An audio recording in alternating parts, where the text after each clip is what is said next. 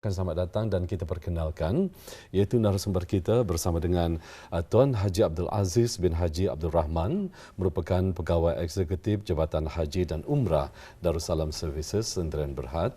Assalamualaikum Tuan. Waalaikumsalam warahmatullahi wabarakatuh. Ya, kita ucapkan selamat datang ke Rampai Pagi. Terima kasih atas jemputannya. Baik. Dan tetamu kita yang kedua Auda iaitu bersama dengan Puan Hajah Siti Nur Syahdina Sabrina binti Haji Salihuddin merupakan pegawai eksekutif Marketing and Events Darussalam Services Sdn Berhad. Kita ucapkan selamat datang. Assalamualaikum Puan. Waalaikumsalam. Terima kasih atas jemputannya. Alhamdulillah. Alhamdulillah ya. Baik, untuk seterusnya silakan Narintan. Terima kasih Is ya. Jadi alhamdulillah seperti yang telah kita maklum di mana musim haji bakal tiba. Jadi kita akan bertanyakannya kepada Yang Mulia Tuan Haji Abdul Aziz. Jadi Tuan ya, sebagai mukadimah mungkin boleh berkongsi kepada penonton kita apakah persediaan yang telah pun dibuat ataupun dilakukan oleh pihak BIS kita untuk kelancaran pengurusan pakej haji pada tahun ini. Silakan.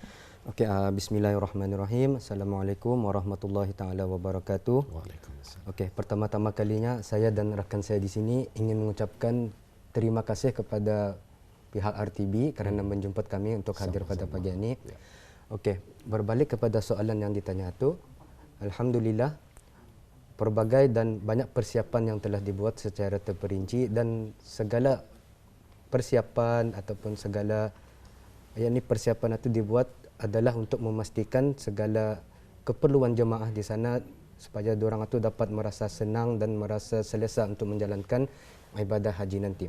Dan sejak daripada penghujung tahun 2022, pelbagai kesiapan telah dibuat oleh pihak pengurusan dan di antaranya adalah seperti mana kita ni pun tahu, para jemaah mula mendaftar ke syarikat Darussalam Services dan apabila bercakap pasal pendaftaran ini, mungkin ada di kalangan orang ramai, orang masih keliru adakah terus mendaftar ke syarikat. Tapi sebenarnya ada ia punya cara-caranya, ada peraturan-peraturannya. Iaitu yang pertama-tama kali para jemaah bis dorang mungkin boleh pertamanya datang dulu ke Jabatan Urusan Haji untuk mendaftar, dan selepas mendaftar mereka akan diberi surat untuk diberi kebenaran untuk menunaikan ibadah haji. Dan untuk maklumat tambahan juga antara orang ramai, masa ni kami dimaklumkan oleh Jabatan Urusan Haji, giliran untuk menunaikan fardu haji bagi yang akan mendaftar baru ni sekarang, kalau sekiranya ada yang akan mendaftar, so gilirannya tu menunggu sampai 26 tahun. Jadinya mungkin ada masa lagi bagi para orang ramai kalau akan mendaftar. 26 tahun itu mungkin sempat lagi kalau akan menyimpan dari segi kewangan. Okey, itu yang pertama. Yang kedua, alhamdulillah pihak pengurusan kita Darussalam Services pun telah membuat pengurusan ataupun telah membuat persediaan rapi dengan turun sendiri, dorang sendiri turun ke Arab Saudi untuk berunding dengan pihak-pihak yang berkenaan di Arab Saudi, contohnya berunding dengan pihak penginapan hotel untuk memastikan yang hotel itu memang selesa untuk para jemaah untuk tinggal di sana sepanjang diorang berada di tanah suci nanti.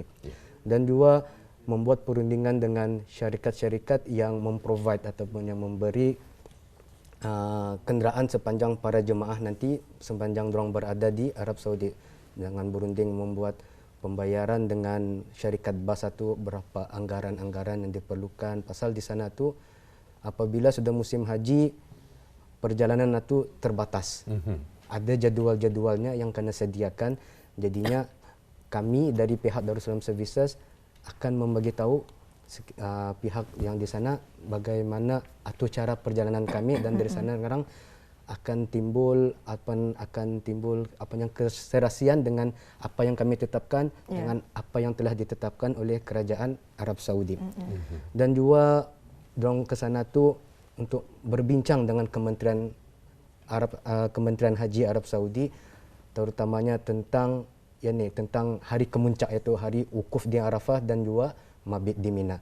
Dan di sana tu nanti akan membuat beberapa siri perjumpaan dan berbincangan untuk memastikan khemah-khemah yang disediakan oleh orang Kementerian Haji di Arab Saudi itu untuk jemaah Brunei Darussalam itu dalam keadaan baik dan selesa untuk ditinggalkan. Dan juga perancangan itu tidak hanya terbatas apa yang akan dibuat semasa nanti di Arab Saudi, tetapi perancangan itu juga dibuat semasa para jemaah itu berada di Brunei juga. Artinya semasa berada di Brunei itu pihak Darussalam Services telah membuat majlis taklimat pengurusan haji. Artinya para jemaah itu durang akan disampaikan atur cara sepanjang keberadaan durang di sana nanti, dan juga disampaikan juga ceramah khas untuk para jemaah itu durang indahkan merasa haji itu sebagai haji cuma itu saja. Artinya durang akan disampaikan taklimat, ceramah supaya durang merasa yang ibadah, yang perjalanan durang itu bukan sekadar perjalanan Brunei ke Mekah kemudian balik. Artinya durang akan diberi penghayatan apa sebenarnya ibadah haji itu, apa hikmah yang terkandung di ibadah haji itu. Dan juga kan nanti sudah di sana nanti orang ramai kan tuh jemaah, mungkin dikatakan mungkin dalam 4 juta orang akan sampai ke sana. Jadinya untuk memastikan jemaah kita ni tu, jemaah Darussalam Services satu dalam keadaan terkawal ataupun dalam keadaan orang dapat dikilala tu, jadinya pihak Darussalam Services ada memberi beberapa cenderahati seperti beg, baju, jubah, yang mana setiap beg, baju, jubah itu akan menampakkan logo Darussalam Services, dan dari sana sekiranya nauzubillah berlaku apa-apa dapat dikilala ataupun dapat dikenali dari jauh kah apakah yang itu adalah jemaah Darussalam Services. Dan jika kita imbas kembali, maaf ya tuan, kita sedikit penambahan, kalau tak silap saya pada tahun 2004 ya berlakunya banjir di Mina ya. Perkara tersebut tidak kita jangkakan, tetapi itulah ketentuan daripada Allah Subhanahu Wa Taala. Jadi dengan adanya persiapan-persiapan seperti yang telah pun dinyatakan itu, sedikit sebanyak alhamdulillah para jemaah haji kita dapat kita dikendalikan dengan sebaik-baiknya ya, walaupun terutama sekali kepada para pegawai-pegawai jemaah haji yang ditugaskan sangat membantu dan sangat bekerja keras untuk mengelakkan ataupun cuba menghindarkan daripada perkara-perkara yang tidak kita ingini berlaku. Dan seperti yang dinyatakan oleh tuan tadi, apabila para jemaah haji nanti sampai ke sana, di mana mereka akan diberikan lagi sedikit pengisian dan juga penambahan ilmu ya. Dan kita ingin mengetahui pula tuan, apakah aktiviti yang akan diadakan sepanjang musim haji kali ini, dan apakah beza dengan aktiviti tahun sebelumnya? Mungkin dapat dijelaskan, silakan. Okey, berkenaan dengan aktiviti ataupun perkhidmatan yang akan syarikat Darussalam Services sediakan, ia indah memberi banyak perubahan dari yang sebelumnya dan yang akan datang ini, kerana tujuan syarikat Darussalam Services atau tujuan mana-mana agensi membawa para jemaah untuk menunaikan ibadah haji adalah untuk mereka lebih fokus kepada ibadah haji. Jadinya kami indahkan menyusun terlampau banyak aktiviti sampai mengganggu ibadah bis dorang. Tapi insya-Allah kami akan menyusun beberapa aktiviti untuk para jemaah, terutamanya akan diadakan beberapa siri ceramah sebelum keberangkatan ke Arafah dan ke Mina. Kerana inti utama ataupun tajuk utama ibadah haji itu adalah wukuf di Arafah dan mabit di Mina. Jadinya perkara atutah yang akan dibuat dengan mengadakan aktiviti ceramah dan beberapa tazkirah untuk jemaah lebih memahami apa ibadah haji itu dan khususnya apa tujuan diadakan wukuf di Arafah itu dan juga mabit di Mina. Kerana sekiranya terdapat kekurangan dalam ibadah wukuf dan Arafah itu, maka sedikit ia akan menjejaskan ibadah durang. Dan dari situ itulah ibadah durang itu ataupun aktiviti yang dibuat itu untuk mereka lebih memahami, supaya pasal bukan selalu dapat ke sana. Betul.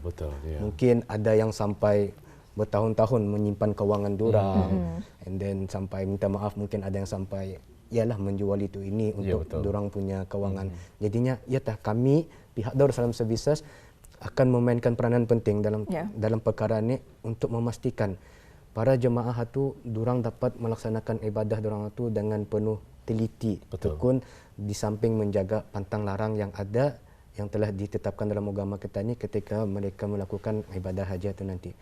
Dan juga di samping aktiviti-aktiviti itu, Syarikat Darussalam Services juga akan membuka di setiap hotel penginapan para jemaah akan membuka pejabat urus setianya. Di mana dalam pejabat itu sekarang kami akan macam stesen kami. Okey. Sudah di sana tu sekarang kami akan duduk dalam office and then para jemaah boleh berjumpa kami sekiranya kalau para jemaah dorang ada mengalami sebarang permasalahan dari segi logistika, dari hukum hakam, maka di sana nanti sekarang kami akan memberi dorang penyelesaian ataupun cuba membantu dorang dalam permasalahan dorang. Di samping itu juga di pejabat urus setia tu kami juga ada menyediakan perkhidmatan akikah dan korban, perkhidmatan kargo dan semua itu kami lakukan bukanlah untuk kesenangan kami tapi untuk para jemaah semata-mata untuk menolong dorang semasa dorang berada nanti di tanah suci nanti insya-Allah. Baik, jika kita imbas kembali Intan seperti yang gambar yang dipaparkan sebentar tadi urusan para jemaah haji maksudnya pejabat sementara diadakan di sana itu membuktikan bahawa insya-Allah bakal para jemaah haji kita yang akan berangkat ini bermula pada 4 Jun ini insya-Allah akan diberikan orang ketannya itu pemodelan yang sebaik-baiknya. Silakan Intan. Dan seterusnya ni tuannya mungkin boleh berkongsi kepada penonton kita apakah antara perkara-perkara yang boleh dan juga dilarang untuk dilakukan semasa berada di tanah suci. Contohnya larangan bergambar di kawasan tawaf Masjidil Haram ini. Okey, barang ini memang sudah sampai pasal menggambar Okey, pada dasarnya pada pihak kerajaan Arab Saudi pada memastikan keselamatan para jemaah pasal nanti ramaikan orang di sana tu and then security dorang pun dorang mesti menjaga juga. Jadinya pihak kerajaan Arab Saudi telah menetapkan beberapa peraturan ketika memasuki Masjidil Haram dan juga Masjid An-Nabawi. Ianya secara dasar tidak ada apa-apa larangan kita boleh bergambar. Indah salah bergambar itu pasal bukan selalu kesanakan untuk menyimpan sebagai kenangan ataupun berkongsi kegembiraan bersama ahli keluarga yang berada di Brunei. Tapi untuk bergambar ini orang jangan terlampau lebih-lebih sampai ia mengganggu fokus ibadah kita ni. Terutamanya apabila melakukan ibadah tawaf dan sa'i ianya sama sekali tidak dibenarkan untuk kita ni mengambil gambar ataupun merekod video. Pasal kalau akan dibincangkan barang ini ia berkaitan dengan hukum maka panjang lebarlah tapi secara dasarnya ianya indah digalakkan pasal ditakuti ia akan mengganggu perjalanan dorang semasa melakukan ibadah tawaf. Sa'i dan fokus dorang itu hilang sedangkan ingaukan bergambar apa. Mungkin itu saja kali akan dapat disampaikan. Dan seterusnya terima kasih tuannya atas penjelasannya dan seterusnya kita akan beralih bersama dengan Puan Haja Siti Nur Syahdina Sabrina. Jadi puannya apa yang perlu dilakukannya oleh para jemaah haji kita dengan keadaan cuaca panas yang kita ketahui ketika ini? Okey, alhamdulillah setiap tahun Kementerian Kesihatan memang akan menghantar beberapa orang doktor dan jururawat untuk memastikan kesihatan para jemaah terjaga terutamanya hari-hari sebelum ke Arafah dan Mina. Dan since cuaca di Saudi buat masa ni panas. Dalam 39 ke 45 degrees.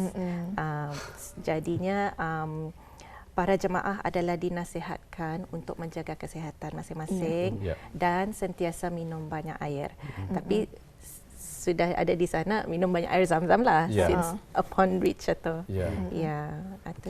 bagi menambah juga lagi apa yang disampaikan oleh rakan saya ni. Nanti sudah di Arab Saudi itu nanti kita ni pun tahu memang Arab Saudi itu memang panas mungkin seperti mana yang dikatakan tadi keadaan degree-nya di sana tu antara 39 ke 45 degree Celsius. Jadinya perubahan cuaca tu kita ni indah biasa. Jadi kebanyakannya yang berlaku di sana tu orang-orang kita ni tu kadang-kadang suka berjalan di luar. Suka berjalan-jalan. It's okay, tidak ada apa-apa halangan. Tapi itu tu apabila sudah ini yang malah terjadinya apabila sudah berjalan keluar cuaca 39, 45 kemudian masuk balik ke hotel beraircon berapa jadi perubahan cuaca dalam suhu badan itu, ia akan membuatkan badan kita ni indah biasa. Betul, Maka betul. dan dalam perkara itu perlu memperbanyakkan minum air supaya badan kita ni tu sentiasa dalam keadaan dehidrasi itu mencukupi, seimbang. Dan juga semasa di sana tu nanti keadaan cuaca tu memang panas. Boleh saya katakan macam mana tu dia punya tu umpama hair dryer, kalau kita ni berjalan tu anginnya tu pun macam angin hair dryer. Jadi dinasihatkan kepada para jemaah pun sebelum ini pun ada taklimat dari Kementerian Kesihatan untuk para jemaah memperbanyakkan minum air. Dan juga ada saranan juga dari beberapa pihak untuk meningkatkan imunisasi badan itu. Para jemaah juga boleh selalu mungkin tiap hari meminum ada jenis soluble vitamin C, mungkin atau boleh diminum pagi-pagi untuk meningkatkan sistem imunisasi badan tadi itu sebagai persediaan untuk menunaikan ibadah haji nanti yang akan datang, iaitu wukuf di Arafah, supaya keadaan badan mereka tu dalam keadaan sehat dan bertenaga untuk menjalankan ibadah wukuf di Arafah. Sedikit sebanyak membantu ya. Jadi Puan, ada yang ingin nak usul ni macam kan dinyatakan menambah apa tu di sana nanti pihak perubatan akan berada di satu hotel. Kalau di Madinah memang semua jemaah Darussalam Holding akan berada di satu hotel, sama ditempatkan dalam satu hotel. Tetapi apabila sudah di Mekah, semua jemaah akan dipecahkan 4 hotel. Jadinya pihak perubatan memang akan ditempatkan di satu hotel, but every day pagi-pagi pihak perubatan akan membuat the usual rounds lah, macam di hospital, they make usual rounds pagi-pagi itu. So it will be the same thing apabila di sana nanti. And then kalau sekiranya ada para jamaah yang memerlukan bantuan outside masa yang ditetapkan sudah, mereka boleh datang ke Hotel Rehab At-Taqwa di sana nanti, di mana pihak perubatan akan untuk merujukan kesihatan lah ya. Baik Puan dan juga Tuan ya, memandangkan masa kita hanya tinggal 4 minit saja lagi, tapi ini penting untuk disampaikan ya, terutama sekali kepada keluarga. Apakah nasihat untuk bakal jemaah haji dan juga keluarga yang berada di Brunei? Jadi contohnya mendaftar aplikasi-aplikasi yang berkenaan. Mungkin ini sangat penting juga untuk kita dikongsikan bersama. Adalah dinasihatkan para bakal jemaah haji untuk membuat persiapan yang lebih awal dan sebelum hari keberangkatan dengan memastikan tidak membawa barang-barangan yang terlarang dan sentiasa bersiap sedia untuk menempuh hari-hari untuk mengerjakan haji di Tanah Suci itu nantilah, dari segi fizikal, dari segi spiritual, dari segi mental, dan untuk banyak-banyak berdoa lah, dan untuk keluarga di Brunei untuk mendoakan untuk para jemaah keluarga yang akan mengerjakan haji nanti. Dan di samping itu juga untuk keluarga di Brunei mengikut kami punya Instagram dan Facebook Darussalam Haji dan Umrah untuk mendapatkan update dari masa ke semasa. So kalau ada apa-apa persoalan, mereka boleh DM kami melalui di sana. InsyaAllah within 24 hours we will reply.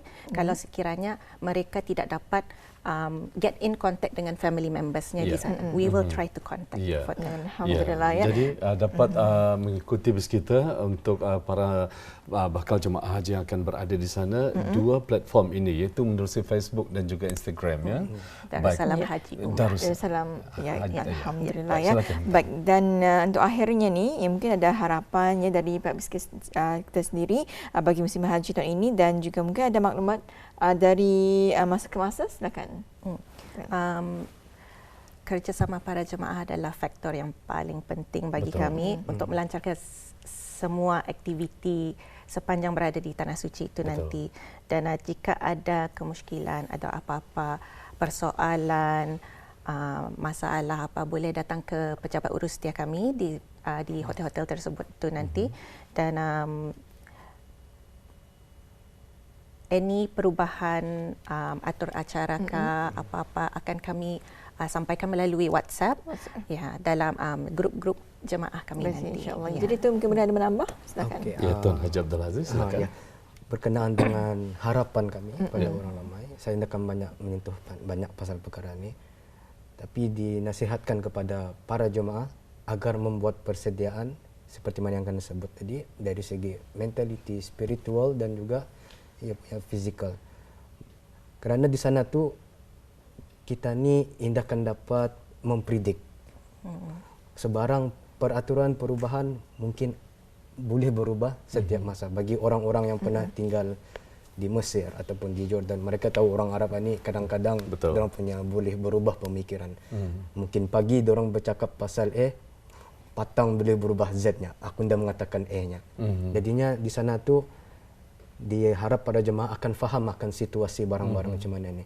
Mungkin rancangan awal telah dibuat mengikut susunan, tetapi apabila tiba pada hari untuk melaksanakan rancangan itu, perubahan akan berlaku. Kita di samping itu juga bagi menghadapi sebarang perubahan-perubahan ini, pihak pengurusan telah membuat banyak ataupun telah menyediakan plan-plan kontingensi sekiranya berlaku sebarang perubahan-perubahan ini. Dan juga untuk makluman orang ramai dan juga bis kita, masa ini pun beberapa pegawai Darussalam Services termasuk pengarah urusan telah pergi ataupun yang kita ni sebagai advance team untuk memastikan untuk membuat usulan ataupun lanjutan daripada orang punya persetujuan sebelum ini bagi memastikan segala persiapan, segala kemahuan yang telah dibuat sebelum ini telah tersusun rapi dan semua ini indah akan dibuat kecuali untuk memastikan keselamatan dan keselesaan para jemaah nanti ketika mereka berada di tanah suci nanti, insya-Allah. InsyaAllah, ya, alhamdulillah ya. Jadi baru saja kita ikuti bersama persediaan jemaah haji ke tanah suci. Banyak sebenarnya info-info yang telah pun kita perolehi. Apapun kita ucapkan ribuan terima kasih kepada Yang Mulia Tuan Haji Abdul Aziz bin Haji Abdul Rahman, iaitu Pegawai Eksekutif Jabatan Haji dan Umrah Darussalam Servis Sdn Bhd, dan juga kepada Yang Mulia Puan Haja Siti Nur Syahdina Sabrina binti Haji Salihuddin, iaitu Pegawai Eksekutif Marketing and Events. Ya. Terima kasih Tuan dan Puan. Terima kasih. Assalamualaikum. Waalaikumsalam warahmatullahi wabarakatuh.